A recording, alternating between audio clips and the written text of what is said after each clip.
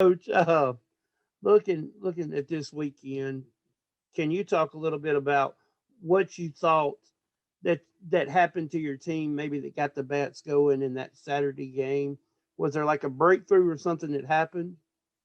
Well, of course, we were dealing with three consecutive losses there, dating back to the Sunday on against UConn, and then the midweek against State, and then Friday night against Jacksonville State. So we were kind of running down the same road, and the message and the challenge was after the game on Friday is, there's a fork in the road, or what are we going to do? Are we going to continue to take the same road, or are we going to take a new road? And I think our guys came out and performed well. I thought it was one of the more complete games that we had played on the year. We did have one error, but it didn't contribute to anything. It was a 6-0 win there on Saturday behind Walker's pitching. So, but it was a really complete game. I thought we had very good at bats. We weren't easy outs. We only struck out 4 times, and we've talked a lot about that this year, being able to put balls in play and pressure the opposition. So, I don't really know what happened on that, but it seemed like on Sunday we continued the momentum into that day. Once again, we put up double-digit hits on Sunday, and we're able to hold on to win the series with a 3-1, a really, really good 3-1 game that didn't go without some moments where we had to really pitch through and do some things to win that game. Coach, could you tell us a little bit about what to expect from Lafayette this weekend? What kind of ball club they are? Well, they pitch extremely well, especially on the weekend. They're an older group. I think they're 9-5 now. They went into Starkville last night 9-4 with their record, and Mississippi State beat them 4-0. So, it's going to be a club I feel like that's very offensive. Their style of play is, they'll throw anything at you. They'll bunt a lot, they'll hit and run, they'll slash, they'll do everything that that they can to beat you, and it doesn't just happen early in the count.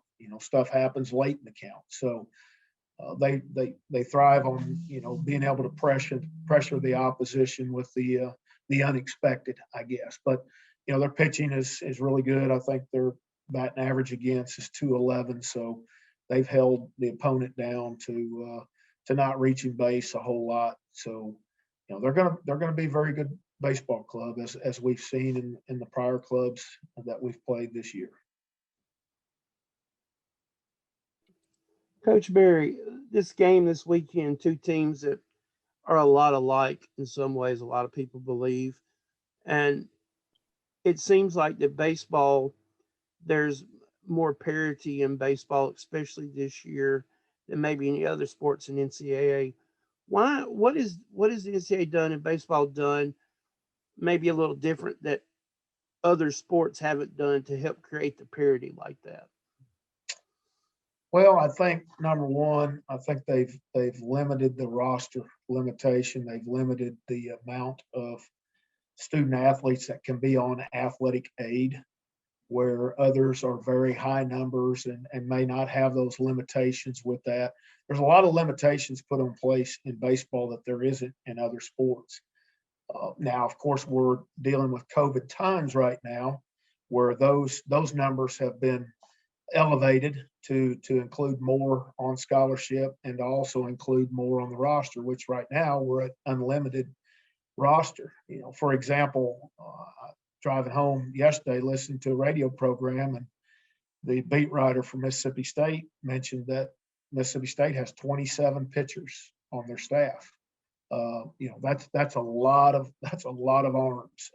But that's COVID times right now where everybody has that unlimited roster. So I think the ability to what we've seen in COVID as well with seniors returning. You think about the 3 seniors that we have that returned off from last year's team, Stanley, Powell, and Tweedy, where Tweedy's been hurt, hasn't been out there.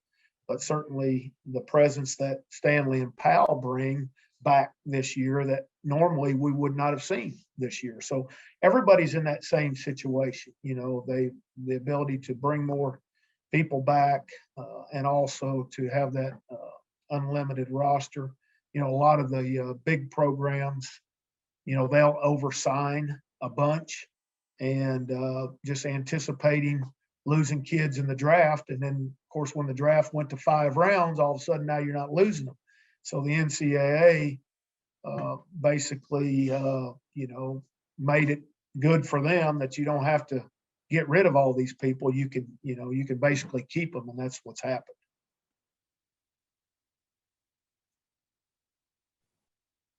Coach, could you talk a little bit about what the process with Gabe Montenegro is? I know when he's around a career 300 hitter, I know is it a process where y'all just let him hit out of it, or change his approach? Or? We've been working really hard with him to get him jump started. I think Gabe is a young man that really felt like that he really had to be the guy. When we didn't get to return Guidry, certainly that was a mainstay in the middle of our order. I think that really depleted any older guy. That would have been the only senior position player that we would have had back.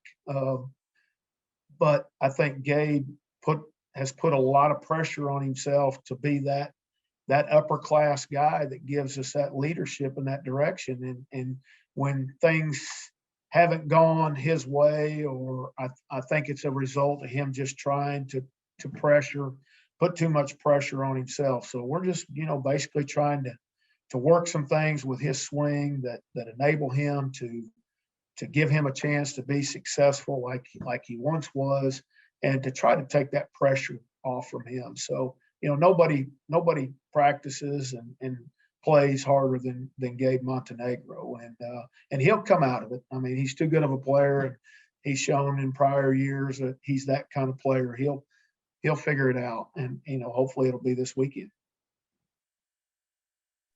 Coach, can you share with us the status of? Go ahead, Andrew. Sorry, Glenn. No, go ahead, brother. Coach, what's been kind of your assessment of the starting rotation these past couple of weeks?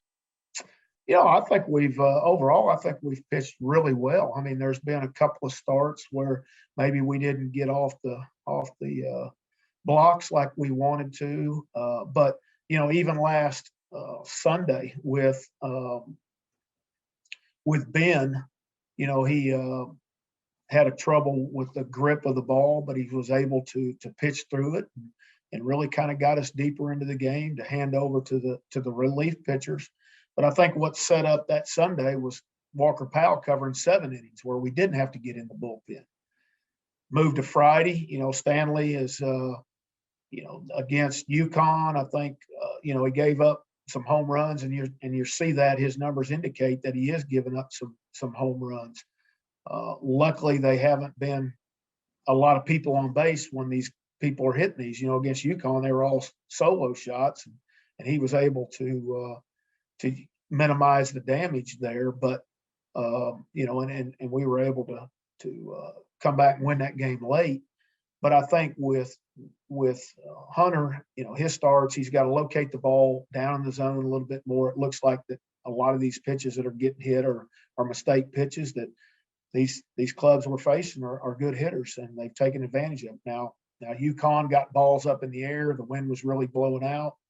But, for Jacksonville State, the home runs he gave up against them, I mean, those were mistake pitches that good hitters hit out on. So he's got to do a better job of keeping the ball down with that. But, overall, I like the way our guys are competing, and I think our players playing behind them and those in the dugout feel like these guys give us a chance to win as well, which is very important.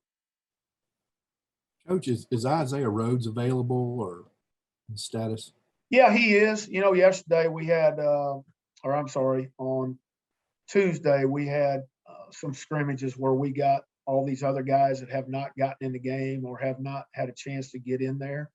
I think right now, we've used the guys that we feel like give us the best chance to win these baseball games. And it's, there hadn't been a lot of leeway in all honesty, to get guys in there because we haven't scored a lot of runs, so there's not a lot of just letting guys get an inning here, get an inning there, because the runs have been so minimal that there's not a lot of room for error in what we do. So until that happens, or we get into conference play when it starts becoming 4-game weekends, that's when you'll probably see a lot of more guys getting in there.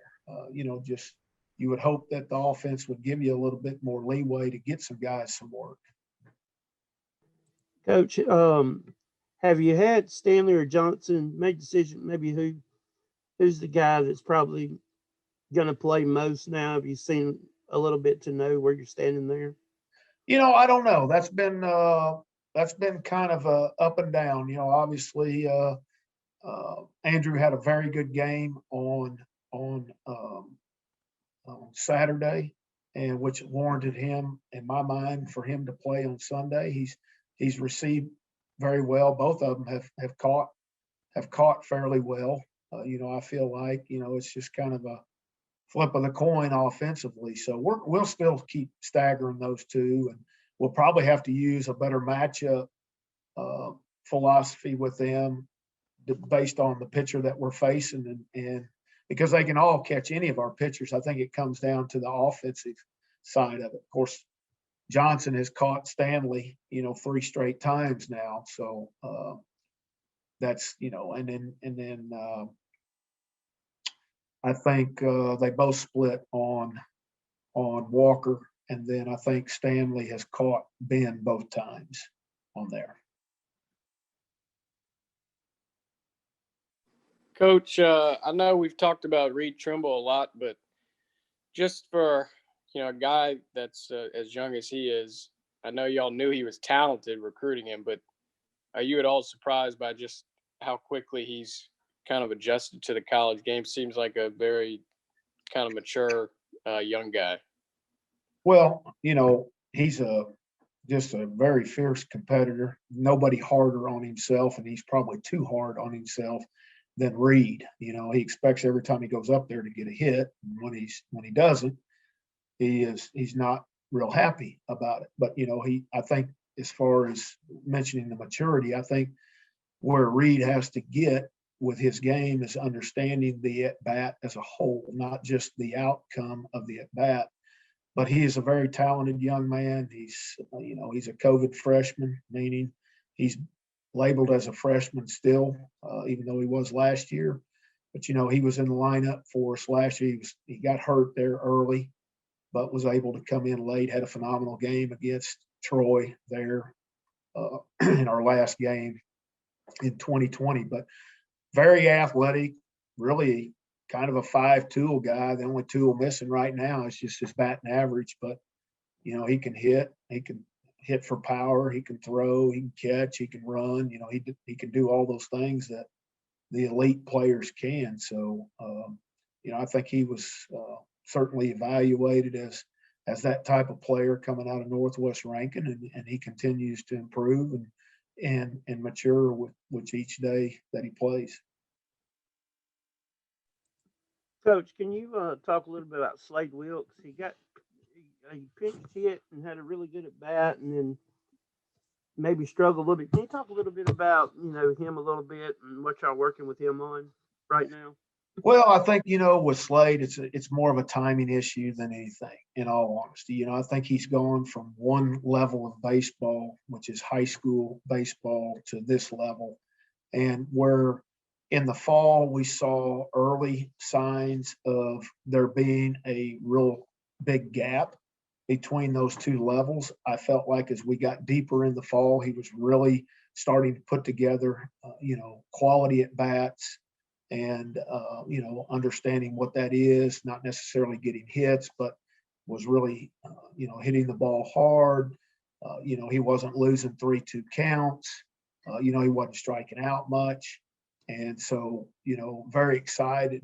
Now this spring, he seems like he's kind of regressed for whatever reason. I think it's a level of ball. I mean, you're going from a small high school to a Division I, in the fall, there's no fans, and then you get in the spring, all of a sudden your adrenaline starts rolling and the game starts getting fast on you when, we talk all the time about slowing the game down, because that's exactly what can happen in big atmospheres. And just when things really start to matter, the game can speed up on you. So he's outstanding talent, but he's no different than anybody else, particularly at an early age.